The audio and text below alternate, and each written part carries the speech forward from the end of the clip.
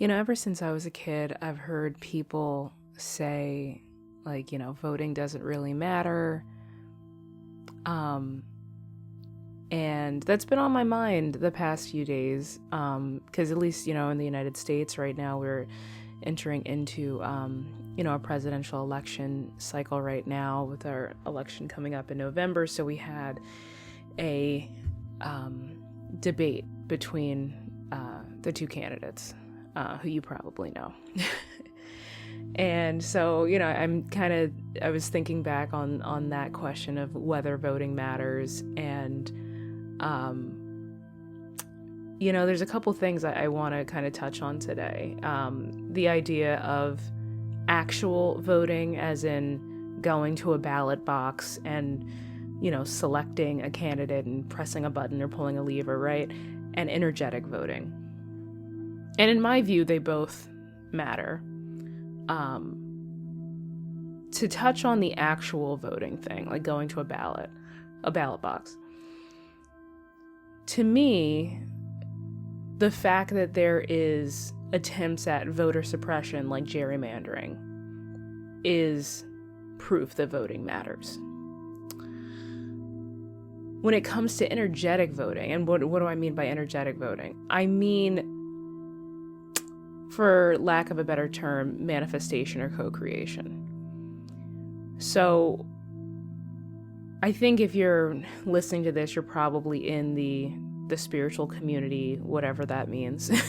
You follow some type of spirituality.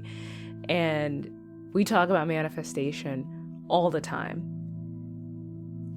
And what do people generally think of first when they think of manifesting things? They think of manifesting something like a car, a new job, a partner, a lottery win, right? Something that's kind of tangible and material. And for anybody who's practiced manifestation, you know the power that it has. You know that you can change your reality. So why is it that we believe that we can manifest these things? We believe we can manifest a new job or a new car or a partner. But we don't believe that we can manifest something like world peace or the end of war. Why is that? A lot of us who have spent time in the New Age have kind of, been victim to this kind of hyper individualistic spirituality viewpoint that I personally decided to discard, and have been trying to kind of drop those programs as time has gone by, because I don't believe that manifestation is a vehicle for just individual gain only. I think that when we collectively try to manifest something, and we point all of our co-creative power in the same or similar direction, that has immense power.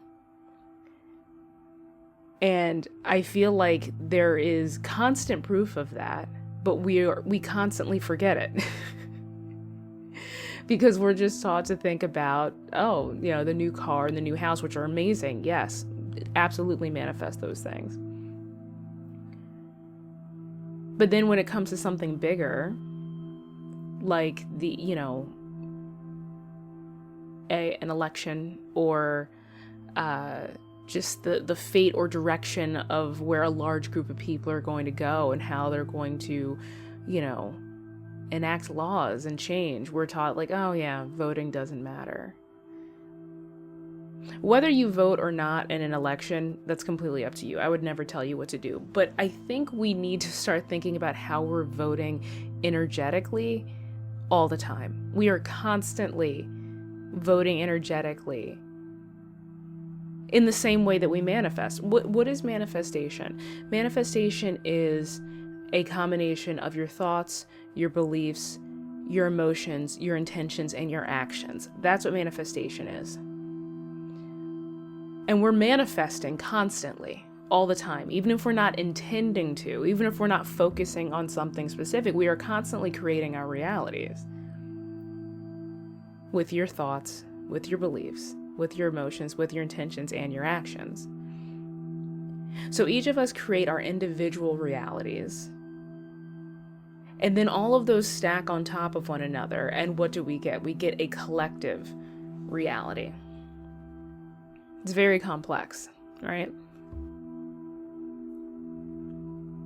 And what happens when you get a large group of people who come together and they agree on a certain perspective, and they decide to take action towards it? From a positive perspective, that's what activism is. Activism is coming together to create change and using a variety of methods to do so. That's manifestation. The big piece, though, in that list of things that I said about what manifestation is, thoughts, beliefs, emotions, attention to actions, we can't forget the action part of it. And if you think of any big movement that's ever happened, the civil rights movement in the United States, that was a very spiritually led movement. But what happened, right? There was obviously prayer and spirituality underneath that, but that prayer and spirituality led to inspired actions. And if you're somebody right now who's feeling a lot of anger or anxiety or fear with the state of things right now, all of that is completely justified. There's nothing wrong with you. There's nothing wrong with feeling anger, sadness, anxiety, fear at injustice or genocide or war. That's a completely natural and normal and empathetic response. But I'm hearing a lot of perspectives lately that advocate for just not looking at things that make us uncomfortable. And that's just, the crumbling old world, don't look at that. And, to those people, I would say, if you saw someone getting mugged in the street in front of you, would you just ignore it because it made you uncomfortable? No, you would take some kind of inspired action that you felt would result in positive change. You would do something, most likely, right? I mean, maybe you're not going to jump in. Maybe you would. Maybe hand-to-hand combat and you're going to jump in and help that person. But at the very least, you'd probably call for help, try to call 911, something. Draw attention to it so maybe he'll run away. You never know, right? And yet I see a lot of people, spiritual people, saying that if you see something going on in the world that makes you uncomfortable, just ignore it. Because, that's just suffer. The suffering is just things that are collapsing. Ignoring suffering is not high vibrational. Ignoring suffering is bypassing. There's going to be people who are going to tell you that if you don't ignore something, then you're giving into fear, right? But to me, that's a tactic to make you give up your power. Because your actions, along with your thoughts, beliefs, emotions, and intentions, have immense power. So if someone can convince you to just not do anything, they're convincing you to give up that amazing power you have. And if you convince thousands, millions of people to all do that, you've just eradicated a ton of really beautiful, compassionate power that can be used to make positive change. So that's why I say that voting matters, either literally or energetically. They both matter. In a way, there's really no such thing as not voting. You are always voting for something. Energetically, you're always voting. You're always manifesting something into your reality. And like I said before, you layer all of our individual realities on top of each other, then we're all energetically creating a collective reality. Whether you go to the ballot box in November, or if you're listening around the world and whenever the next election is for you, whether you decide to go and vote or not, you're still voting. in a way. Not voting is still an action, paradoxically. So I would encourage you at this time to really think about what you're voting for and what world you want to see emerge coming up. Do you want a world that's more peaceful and more loving and more compassionate and more empathetic and more just and more fair? If you want those things, then I would say pray if that feels good to you. Meditate, ask your higher self, ask God, source, the universe, whomever.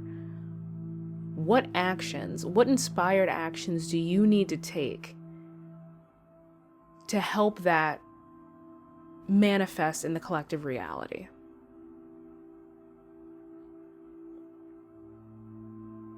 It matters.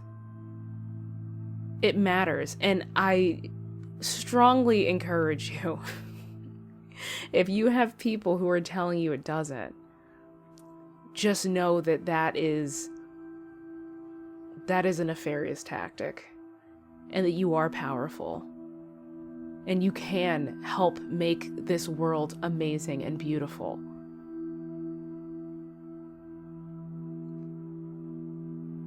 I also hear a lot of people say that, we shouldn't talk about the dark, that, everything should be love and light. And I vehemently disagree. To me, it's wildly dangerous to not acknowledge and understand how to navigate a world that has evil and darkness in it. And that's why I said that is a nefarious tactic when people try to get you to give up your power. Darkness will tell you that you're powerless and that there's no point and you might as well give up. And it doesn't matter if it's, wrapped in some, beautiful, loving words. That's still a tactic to get you to give up your power. I'll end with this. Whether you vote or not in an election is obviously your free will choice. You get to do whatever you feel is right. But you should ask yourself, if you truly believe that your vote in an election doesn't matter and has no power, where else do you think that you also have no power?